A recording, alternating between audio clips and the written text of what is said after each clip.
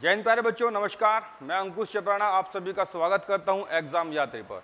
प्यारे बच्चों, जैसा कि आप लोगों से कमेंट किया गया था कि एग्जाम यात्री पर धीरे धीरे सभी सब्जेक्ट्स की वीडियो आनी शुरू हो जाएंगी। तो प्यारे बच्चों, जैसा कि आप सभी को पता है कि मैं जो है एग्जाम यात्री पर रीजनिंग का पूरा कार्यभार संभालूंगा। अब जो रीजनिंग है आपको वो किस एग्जाम के लिए पढ़नी है, ऐसा कोई भी एग्जाम जिसकी भी आप तैयारी कर रहे हो सबके लिए। मैं किसी एक एग्जाम के लिए रीजनिंग नहीं पढ़ाऊंगा, मैं पढ़ाऊंगा सिर्फ एक सब्जेक्ट जो है एक रीजनिंग तर्क शक्ति। ओके, उसके बाद आप कोई भी एग्जाम देना, किसी भी एग्जाम में बैठना, सभी में आपको बिना ऐसा कुछ भी नहीं, एग्जाम में बैठने के बाद ऐसा आप ये नहीं कहोगे कि ये नहीं पढ़ा या ये नहीं पढ़ा, है ना। आपको सब एक एग्जाम में आपको लगेगा।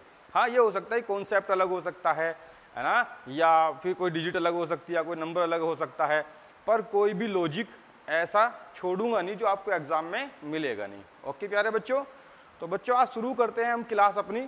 तो लेके प्रभु का नाम, जय श्री राम। और जो आज मैं शुरू करने जा रहा हूं वो है chapter analogy. Okay, chapter number क्या कौन सा है? एनालॉजी। तो सबसे पहले पेन निकाल लीजिएगा और नोटबुक निकाल लीजिएगा, एक प्रॉपर नोट्स बनाते हुए चलना है। तो जो पहला चैप्टर है वो है आपका एनालॉजी। तो सबसे पहले तो आपको एनालॉजी का पता होना चाहिए, एनालॉजी होती क्या है, एनालॉजी में क्या पूछता है, कैसे कैसे क्वेश्चन आते हैं, कितने टाइप्स की होती है। तो प्यारे बच्चों मैं आपको बताऊं, जो एनालॉजी है इसको हिंदी में बोलते हैं समरूपता, सादृश्यता, है ना, या समानता। आई बात समझ में? हिंदी में इसके तीन मीनिंग होते जाते हैं, क्या? समरूपता, सादृश्यता और समानता। समानता का मतलब आप समझ ही रहे होंगे कि किन्हीं दो व्यक्तियों में कोई एक समानता है और एक तीसरा व्यक्ति आपको देगा और उससे पूछ लेगा जो इन दोनों में समानता है वो तीसरे व्यक्ति की किससे समानता है, और उसके बाद आपको चार ऑप्शन दे देगा। आई बात समझ में आप लोगों के? तो प्यारे बच्चों अब शुरू करते हैं आज की क्लास। तो सबसे पहले इसका जो बेसिक है पहले वो पढ़ेंगे, कैसे कैसे क्वेश्चन हैं। और एक बात और, जीरो से लेके बिल्कुल हीरो तक जो बच्चा पहली बार रीजनिंग पढ़ रहा है ना, उसके लिए ही पढ़ा रहे हैं हम। आई बात समझ में? देखो अब होगा क्या इसमें, देखो सबसे पहले देखो यहां एक कुछ भी दिया जाएगा आपको, कोई भी वर्ड दिया जा सकता है, कोई भी नंबर दिया जा सकता है ना, या कोई भी लेटर दिया जा सकता है। अगर यहाँ पे आपको कोई नंबर दिया गया है, मैंने माना कि भाई यहाँ पे सॉरी कोई एक लेटर दिया गया है ए, और यहाँ पे दे दिया आपको बी, और यहाँ पे दे दिया आपको सी, तो यहाँ आपसे पूछ लेगा कि यहाँ पे क्या आएगा। देन उसके चार ऑप्शन आपको मिलेंगे। अब उन चार ऑप्शन में से कौन सा ऑप्शन सही है वो आपको चूज करना है। तो सबसे पहले जो मैं आपको समानता और समरूपता की बात कर रहा हूँ, जो रिलेशन की बात कर रहा हूँ, वो आपको पहचानना है कि इन दोनों व्यक्तियों में ए और बी में आपस में क्या समानता है। आई बात समझ में? जो समानता यहाँ पे है वही समानता इसके साथ होगी यहाँ पे। बिल्कुल क्लियर? तो यहाँ पे देखो आप ए में +1 करा तो क्या हो गया? बी हो गया। तो सी में +1 कर दोगे तो क्या हो जाएगा? डी। तो आपका आंसर क्या हो जाएगा? डी। बात क्लियर है बिल्कुल? तो प्यारे बच्चों बिल्कुल ऐसा ही कॉन्सेप्ट है, आगे सीखते हुए जाना है। बिल्कुल पेन और नोटबुक प्रॉपर नोट्स बनाते हुए जाना है। हर एक क्लास रेगुलर होगी, है ना, बिल्कुल एक चैन की तरह, है ना। कुछ भी चीज बीच में ऐसे नहीं है कि ये चीज छोड़ दी वो चीज पढ़ा दी, है ना, ऐसा कुछ भी नहीं होगा। बिल्कुल ए से लेके जेड तक पढ़ना है और अपने नोट्स प्रॉपर बनाते हुए चलना है। तो चलो भाई शुरू करते हैं।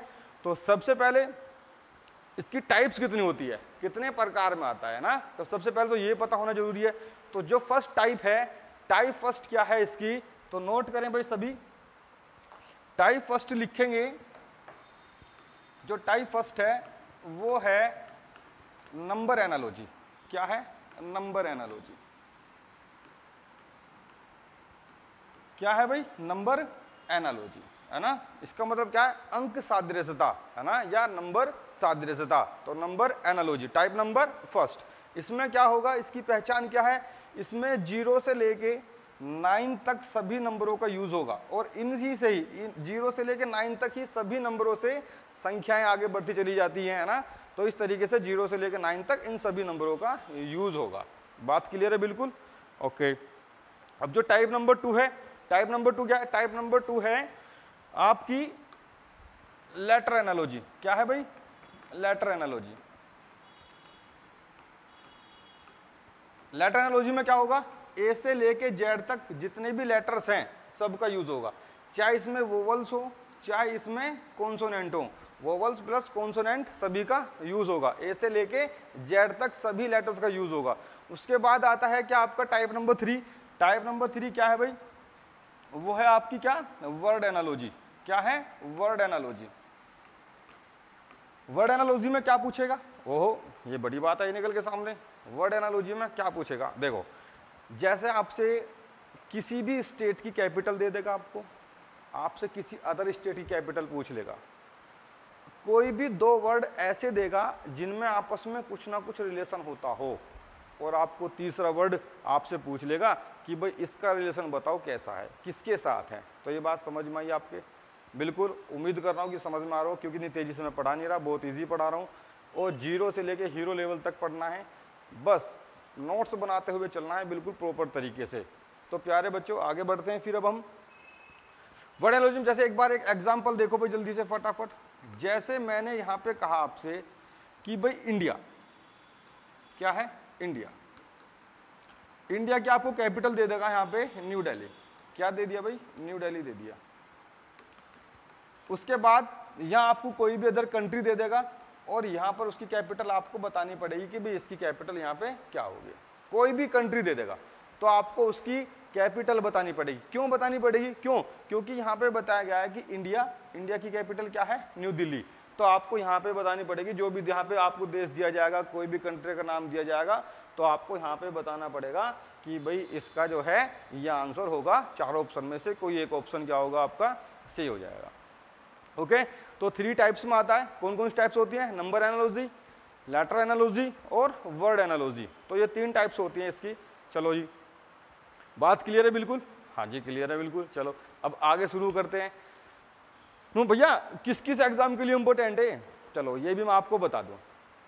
आप चाहे कोई भी एग्जाम दे लेना, चाहे आप CGL दे लेना, चाहे CPO दे लेना, CHSL दे लेना, MTS दे लेना, 10+2 दे लेना, UP पुलिस दे लेना, दिल्ली पुलिस दे लेना, SSC GD दे लेना, है ना, चाहे आप कोई भी एग्जाम दे लेना, हर एक एग्जाम में कम से कम 1, 2, 3 क्वेश्चन इसमें पूछे जाते हैं। 1, 2, 3 क्वेश्चन 100% पूछे जाते हैं। अभी जैसे हाल और फिलहाल में UP पुलिस के एग्जाम हो रहे हैं ना, तो हर एक शिफ्ट में 2 क्वेश्चन आराम से आ रहे हैं। तो ऐसा नहीं है कि इंपॉर्टेंट नहीं है, बहुत इंपॉर्टेंट है ना। पढ़ते हुए जाना है बिल्कुल अच्छे तरीके से, और लॉजिक का तो भरमार है, पिटा रहा है बिल्कुल। इतने लॉजिक सिखाऊंगा कुछ बच नहीं पाएगा आपसे, बस सीखते हुए जाना है। बात क्लियर है बिल्कुल? चलो तो आगे बढ़ते हैं भाई। तो फटाफट अब जो शुरू करेंगे, अब हम शुरू करेंगे नंबर एनालॉजी।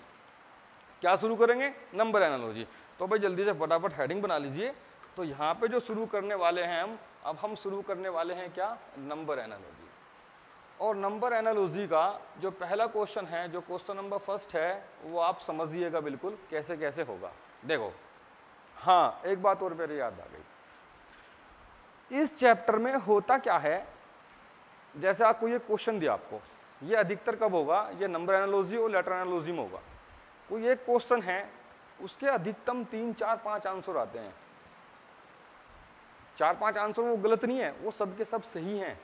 वो उतने लॉजिक्स होते हैं जितने भी उसमें आंसर आते हैं, पर क्या सभी सही हैं? हाँ सब सही हैं। अच्छा भैया फिर कौन सा सही करना है?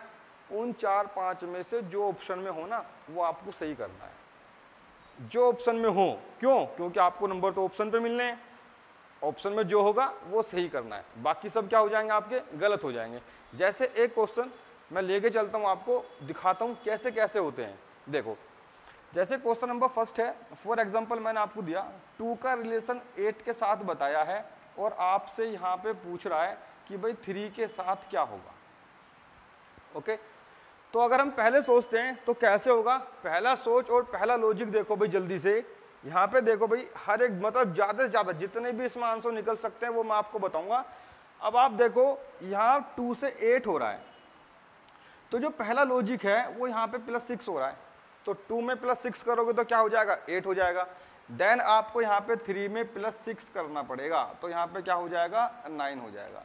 अब यह आंसर तो आपका 9 आ गया। क्या ये 9 गलत है? नहीं, ये 9 बिल्कुल सही है, पर लॉजिक बहुत इजी है। अब आपको पता है ऐसा एग्जाम में पूछ लेगा, बहुत मुश्किल है। हाँ, पर यूपी पुलिस में पूछ रहा है, ये किस्मत है आपकी जो आपसे पूछ रहा है ऐसा, है ना। अब हुआ क्या, 2 में +6 हुआ तो 8 हो गया। प्यारे बच्चों, इस बात का ध्यान रखना है, जो आप यहाँ कर रहे हो ना वो ही सेम आपको यहाँ करना है। यहाँ कुछ और कर रहे हो, यहाँ कुछ और कर रहे हो, तो वो क्या है, वो आपका गलत हो जाएगा, बिल्कुल वो क्या हो जाएगा, गलत हो जाएगा। आई बात समझ में। तो जो इसमें पहला आंसर निकल कर आया है वो आया है आपका 9, और 9 जो है ना आपका बिल्कुल करेक्ट आंसर है।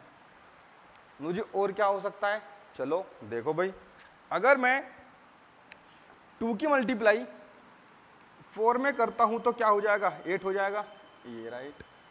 देन उसके बाद भी वही करना पड़ेगा, तो 3 की मल्टीप्लाई आपको क्या करना पड़ेगा, 4 करना पड़ेगा, तो क्या हो जाएगा, 12 हो जाएगा।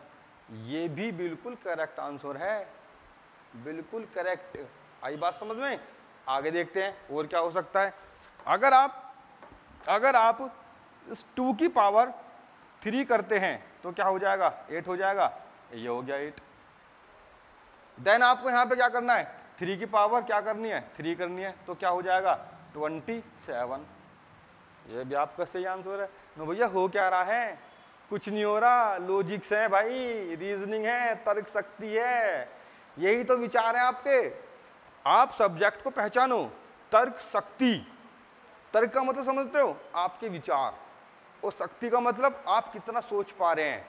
तो आपकी तर्क और आपकी शक्ति कहाँ से मैटर करेगी, आपके यहाँ से दिमाग से मैटर करेगी। जितना आप सोचोगे, जितना आप समझोगे, उतना ही आप बेस्ट कर पाओगे। ओके, चलो और क्या हो सकता है, चलो बताओ एक बार जल्दी से फटाफट, और क्या हो सकता है भाई, जल्दी बताओ और क्या हो सकता है। देखो हाँ, एक चीज और हो सकती है इसमें, अगर मैं 2 की पावर 4 कर दूं तो 2 की पावर 4 कितना हो जाएगा, 16, और 16 का हाफ कितना हो जाएगा, 8। ऐसे ही मैं 3 की पावर कितनी करूंगा, 4, और 3 की पावर 4 कितनी होगी, 81। अब यहाँ पे मैंने हाफ करा था तो यहाँ पे भी मैं हाफ करूंगा, और 81 का जब मैं हाफ करूंगा तो क्या हो जाएगा, 40.5। तो भाई एक आंसर आपका क्या हो सकता है, 40.5 भी हो सकता है। तो इस क्वेश्चन के मैंने आपको 1 2 3 4 आंसर्स निकाल के दिए हैं। क्या ये सारे सही हैं? हाँ, ये सब के सब सही हैं, एकदम बिल्कुल सही आंसर हैं। पर इन 4 में से किसी भी एग्जाम में कोई एक ही आपको मिलेगा। ऐसा नहीं कि यूपी पुलिस का एग्जाम है या दिल्ली पुलिस का एग्जाम है, उस एग्जाम में आपको 9 भी मिलेगा और 12 भी मिल गया, 12 मिल गया, 27 भी मिल गया, 27 मिल गया, 40.5 भी मिल गया है। ऐसा होने का नहीं बिल्कुल भी। इन 4 में से कोई एक आपको ऑप्शन में मिलेगा, और जो ऑप्शन में मिलेगा वो आपका सही होगा। फॉर एग्जाम्पल, आप यूपी पुलिस का एग्जाम देने जा रहे हो और यूपी में बिल्कुल यही क्वेश्चन आपसे पूछ लिया, और ऑप्शन आ गए आपके, ए ऑप्शन आ गया आपका 12, बी ऑप्शन आ गया आपका 15, सी ऑप्शन आ गया आपका 16, और डी ऑप्शन आ गया आपका 19। अब यहां पे कौन सा सही है? अब यहां पे आपका ऑप्शन नंबर ए सही है, बाकी ये सब क्या हो गए, ये सब क्या हो गए, ये सब गलत हो गए। आई बात समझ में? बिल्कुल समझ में आई, पक्का? चलें आगे फिर, पक्का ना? चलो आगे चलते हैं फिर। तो भाई नेक्स्ट क्वेश्चन है आप लोगों के लिए, जल्दी से बताएंगे आप लोग, मैं तो बताऊंगा ही, खैर आप लोग भी बताएंगे। प्रैक्टिस करनी है मजबूत, प्रैक्टिस, जितनी प्रैक्टिस करोगे उतना ही आप इस चैप्टर को मजबूत कर पाओगे, ठीक है ना। तो नेक्स्ट क्वेश्चन करते हैं भाई, फटाफट जल्दी से देखते हैं। क्वेश्चन नंबर 2 आप लोगों के सामने, जल्दी से बताएंगे इसका आंसर कैसे कैसे करना है, क्या होगा भाई। जैसे मैंने यहां पे लिखा 4 और यहां पे लिख दिया मैंने 16, तो 8, तो यहां पे क्या होगा। ऑप्शन मैं दे रहा हूं कैसे करना है, देखो। ए ऑप्शन मैंने दिया यहां पे 30, बी ऑप्शन मैंने दिया आपको यहां पे 32, सी ऑप्शन दिया मैंने यहां पे 18, और डी ऑप्शन मैंने आपको दे दिया यहां पे 48। ओके, अब कैसे करेंगे देखते हैं, चलो भाई। अब हमें जो ऑप्शन में लॉजिक लगा हुआ है, जिस तरीके से ऑप्शन आए हुए हैं, इसके तरीके से सोचना है। कैसे सोचना है देखो, अगर मैं यहाँ पे 4 का स्क्वायर कर देता हूँ, 4 का स्क्वायर कर देता हूँ तो क्या हो जाएगा भाई, 16 हो जाएगा। अगर मैं 8 का स्क्वायर कर देता हूँ तो क्या हो जाएगा, क्या हो जाएगा, 64 हो जाएगा। पर लेकिन 64 तो ऑप्शन में है नहीं, तो इसका मतलब स्क्वायर वाला तो खत्म हो गया सीन। चलो जी और क्या देखते हैं, अगर मैं 4 इंटू 4 करता हूँ तो क्या हो गया 16, ऐसे ही मैं 8 इंटू 4 करूँगा तो क्या हो जाएगा 32। तो आपका राइट आंसर क्या हो जाएगा, option number B. All clear, पक्का। चलो आगे बढ़ते हैं, क्वेश्चन नंबर 3 देखते हैं कैसे होगा भाई, जल्दी से। क्वेश्चन नंबर 3 देखो भाई, जल्दी से फटाफट बताएंगे कैसे कैसे होगा। जैसे यहाँ पे लिखा हुआ है 48 122 और आपको बताना है फिर आगे 168 क्वेश्चन मार्क। ए ऑप्शन आप लोगों के सामने है, जल्दी से बताएंगे। बी ऑप्शन, सी ऑप्शन और डी ऑप्शन। ए ऑप्शन क्या है भाई, ए ऑप्शन है आपका 215, बी ऑप्शन क्या है 225, सी ऑप्शन क्या है भाई, सी ऑप्शन है आपका 290 और डी ऑप्शन क्या है आपका 292।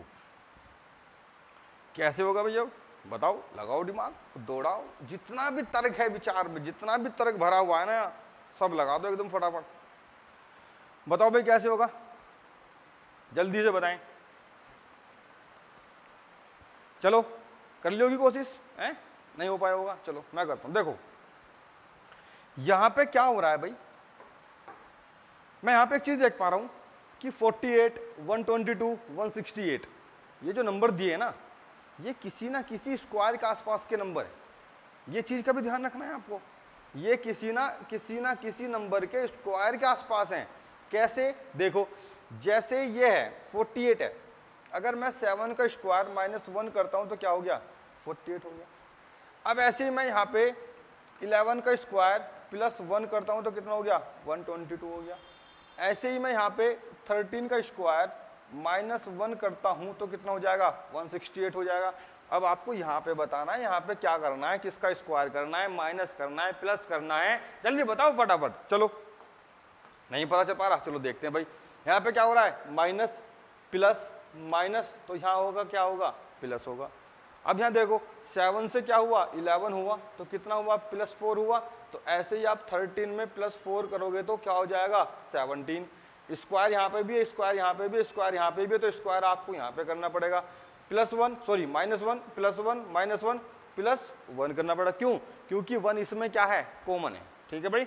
अब यहाँ पे देखो तो 17 का स्क्वायर क्या होता है 289 +1 करोगे तो कितना हो जाएगा 290। क्या ऑप्शन है, ऑप्शन नंबर सी क्या हो जाएगा आपका राइट आंसर हो जाएगा। तो 290 क्या हो जाएगा आपका राइट आंसर हो जाएगा। आई बात समझ में भाई, बस पूछो मत ना, जितना सोचोगे ना, जितनी प्रैक्टिस करोगे उतना कम है इस चैप्टर में, समझा रहा हूं मैं आपको। आगे देखते हैं भाई आगे कैसे करना है। चलो नेक्स्ट क्वेश्चन लिखिए भाई फटाफट, क्वेश्चन नंबर जो भी होगा जल्दी से देखो भाई कैसे करना है। एक बार देख लेता हूं मैं, हाँ लिखो भाई 81 32 81 32 और नेक्स्ट क्वेश्चन क्या है 64 क्वेश्चन मार्क। बताओ भाई क्या होगा, जल्दी बताओ, जल्दी से बताएं फटाफट क्या होगा। नहीं ये बताओ, बताएं भाई जल्दी से। हो गया, नहीं हो पाएगा, चलो मैं ही बताता हूं कैसे होगा। देखो भाई अल्टीमेट क्वेश्चन है एकदम, अल्टीमेट क्वेश्चन। कैसे होगा, देखो यहाँ पे जो वैल्यू लिखी हुई है वो 3 की पावर क्या है 4 है। समझना इस बात को, क्या है 3 की पावर 4 है। 3 की पावर 4 क्या हो गया 81 हो गया। ऐसे ही ये जो 32 है ये 2 की पावर क्या है 5 है। करके देख लेना चाहे कैसे, देखो 2 × 2 4 4 × 2 8 8 × 2 16 16 × 2 कितना हो जाएगा 32। तो 2 की पावर 4 क्या हो जाएगा, 2 की पावर 5 क्या हो जाएगा 32 हो जाएगा। चलो अब ये क्या है, यहाँ पे ये 4 की पावर क्या है 3 है। तो यहाँ पे क्या करें भाई, यहाँ तो समझ में नहीं आ रहा बात क्या करना है भाई, है ना। अब आप एक चीज देखो बड़े ध्यान से, क्या इसका अपोजिट ये हो रहा है कि नहीं हो रहा। यहाँ पे 3 की पावर 4 है तो यहाँ पे 4 की पावर 3 है। यहाँ पे 2 की पावर 5 है तो यहाँ पे क्या हो जाएगा 5 की पावर 2 और आपका आंसर क्या हो जाएगा 25। अल्टीमेट लॉजिक है, मिलने का नहीं, मिलने का है नहीं, अलग ही सीख रहे हो कुछ एकदम, ठीक है ना। तो नेक्स्ट क्वेश्चन देखो भाई जल्दी से फटाफट। यहाँ पे मैंने लिख दिया, यहाँ पे लिख दिया, यहाँ पे मैंने 4 और 4 पे मैंने यहाँ पे लिख दिया आपका 64 और उसके आगे मैंने यहाँ पे लिख दिया आपका 6। तो यहाँ पे बताओ क्या होगा, जल्दी से बताओ। ऑप्शन दे लो, ऑप्शन ले लो, चलो। A option 320, B option 324, C option 330 और डी ऑप्शन क्या हो जाएगा 360। बताएं जल्दी से क्या होगा भाई।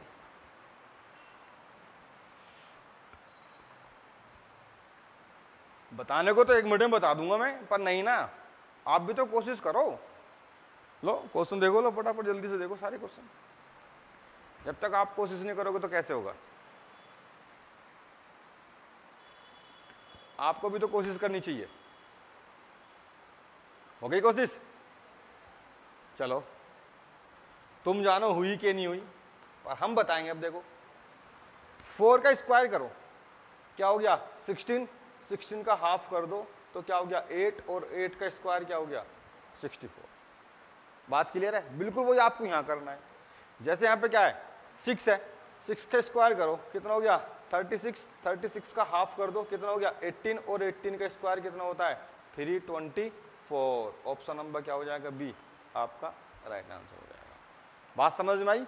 तो प्यारे बच्चों ऐसे ऐसे क्वेश्चन, ऐसे ऐसे लॉजिक्स के साथ ही मैं रीजनिंग आपको पढ़ाऊंगा और इस बात का पूरा विश्वास है, पूरा यकीन है, आप कोई भी एग्जाम दे लेना, कोई भी दे लेना, आपको रीजनिंग में टॉप ही करके आओगे, एकदम टॉप करके आओगे, इस बात की गारंटी है। लिखवा लेना, पर जैसी मेहनत हम कर रहे हैं ना उसके साथ ही आपको हमारे साथ जुड़ना पड़ेगा। ठीक है प्यारे बच्चों, तो नेक्स्ट क्लास में मिलते हैं PYQ के साथ, और जितने भी PYQ होंगे सारे के सारे क्वेश्चन किसी ना किसी एग्जाम में आए हुए होंगे। तो बहुत बहुत धन्यवाद, थैंक यू सो मच।